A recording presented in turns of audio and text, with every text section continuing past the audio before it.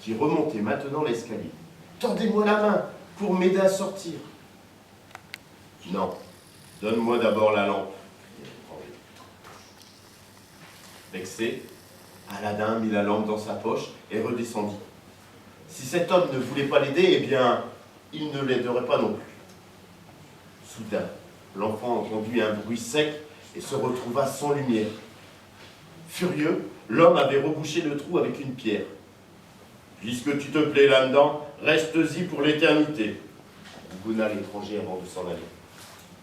Seul dans l'obscurité, Aladin se mit à pleurer. Pourquoi avait-il suivi cet homme au regard noir?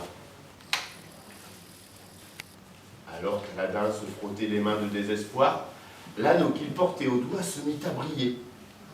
Une créature scintillante apparut dans un nuage de fumée et lui dit « Je suis le génie de l'anneau. Fais un vœu et je l'exaucerai. »« Je veux rentrer chez moi, » murmura l'anneau.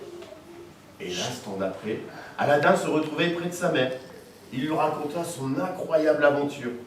Et comme elle refusait de le croire, le garçon sortit la lampe de sa poche et sa mère déclara « Je vais la nettoyer, puis la vendre au marché. » À l'aide d'un chiffon, elle commença à astiquer l'objet.